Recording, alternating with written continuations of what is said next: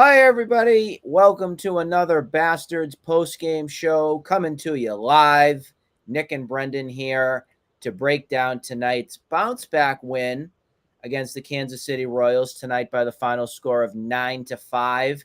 The Bats were alive, Brendan. They were alive. We had great production from just about everybody in the lineup getting a hit outside of Reese McGuire. But everybody contributed, starting at the top with Verdugo, getting off with the triple to start the game. And then right in that first inning, bombs away for Tristan Casas, hitting his 22nd home run. What a second half he's had. We're going to talk about that on this show. We're going to talk about Tanner Houck's start. In my eyes, it was mediocre at best.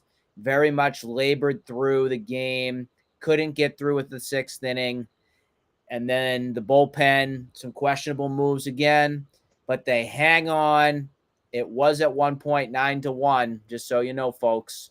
It's never an easy win, Brendan. Let's welcome you in. No, thank you, Nick. I'm glad to be back. The Red Sox, they stopped the bleeding, at least for now. They put pressure on the wound. They were 3-8 in their last 11. It was getting really gross and hard to watch, but they come out with a win tonight in a series that you have to build a cushion because you got Tropicana Field coming up after tomorrow. So if you're going to win any games, let's try to win in Kansas City, I guess. You're right about Tanner Houck. I mean, at least you get a little bit of bulk out of Houck, but at the end it got ugly. Once again, Corey getting a little too attached to his guys and keeping Houck in a little too long. And then you had Winkowski, who got thrown into the fire, really. I was looking at Twitter, of course, Ballpark Buzz, one of our elite companions here. He was talking about how Winkowski, he's struggling right now. I mean, he's a tax guy. He's been one of your most used relievers throughout the season. Cora throws him into the fire when you're trying to work him back in to this bullpen support system. And you throw him in with bases loaded, gives up 2 runs. It's not looking good. Gets out of the jam, fortunately, but not an ideal spot to put in Josh Winkowski in my eyes. The issue that arises right now, and you and I were talking off air about this whole pitching staff and why some of these results are happening with some of these guys. It's because they're overused. These guys are on fumes. They hardly have any more bullets left in their arm. I just hope personally none of them else gets hurt. Because if that ends up happening, I'm going to probably be the most pissed off, angry you've ever seen me on one of these shows. Because that right there is management 101. I don't care if all these players got hurt and you had no other itinerary in your bag basically to pull out to protect your team. That shouldn't be an excuse. The amount of laborious innings that these guys in this bullpen have done this season to keep you competitive and to keep you somewhat in this race, the bullpen has kept you afloat. And right now, they are drowning because they had to save your starters' ass the whole season, basically. You and I also were talking off air. Tomorrow is Chris Sale. That's your guy.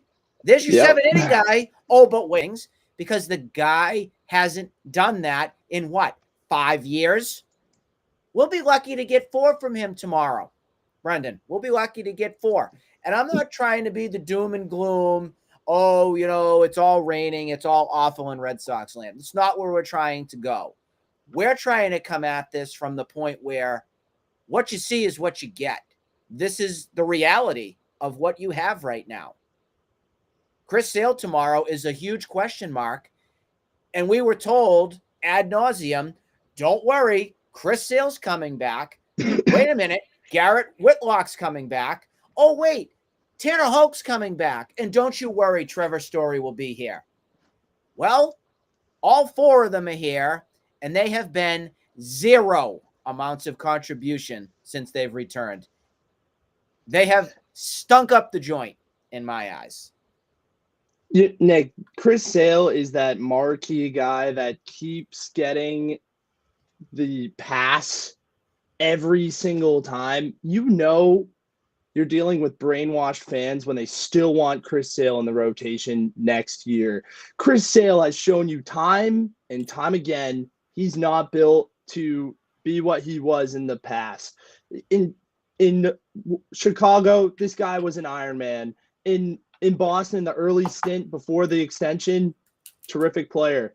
But right during that 2018 run, right at the end there, you saw him starting to come out of the pen and he was getting hurt. And then ever since, this guy has been a liability, really, in trying to stay healthy. So, really, you need to have him move into the pen, I'd say. Like, he can be a dramatic weapon in there, but trying to get more than 4 1/3 or 4 2/3 out of Chris Sale is asking a lot. I'm not too excited about that. A player that I am really excited about is Tristan Casas.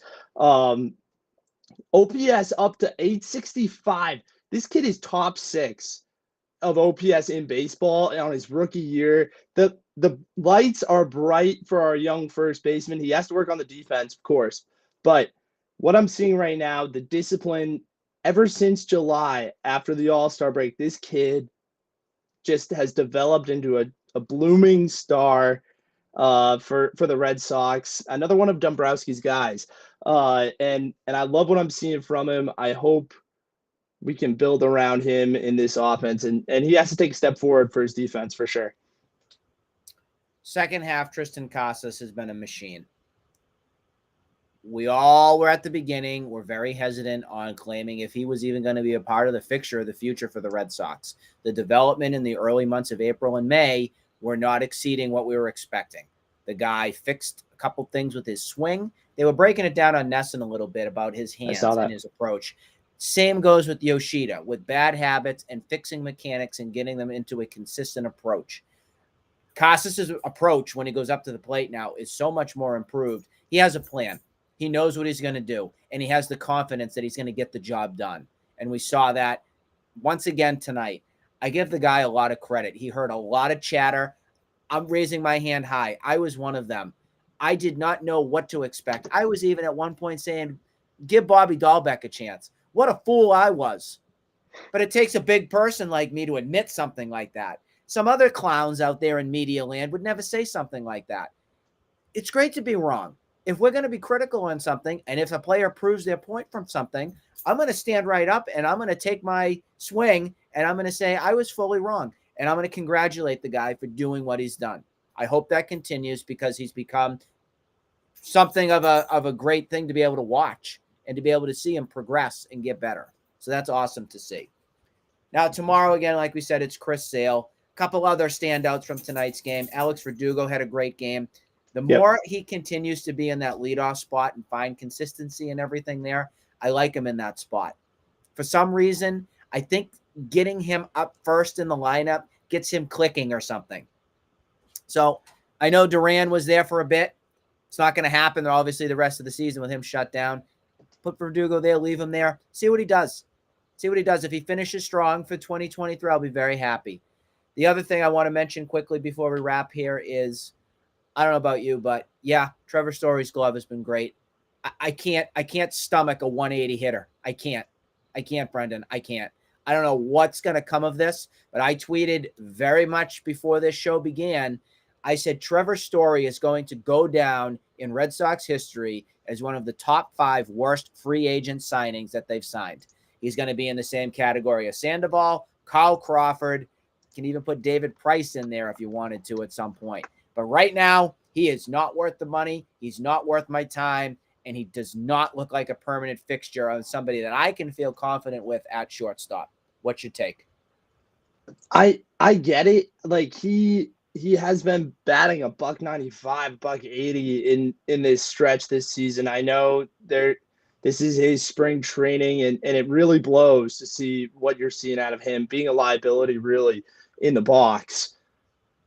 I'm going to give him next year. I'm hoping that next year he can turn around just because he had that 1 month where he went crazy, where he was hitting bombs. He hit the grand slam, I remember. So I'm not going to give him a full benefit of the doubt. I'm going to be watching with a keen eye on Trevor Story. all I can say is with all the DHs we have on this team, at least there's a glove in the infield that's going to make the plays. He was making good plays tonight. Compared to what we had, I at least give him credit for that. And that's a positive thing for there. All right, again, tomorrow it's a 2:00 game. It's going to close out the series. Hopefully the Red Sox can grab another win and at least get out of Kansas City with 2. We will see you tomorrow to break down the final game in the series. We hope everybody has a great rest of your night. Have a good one.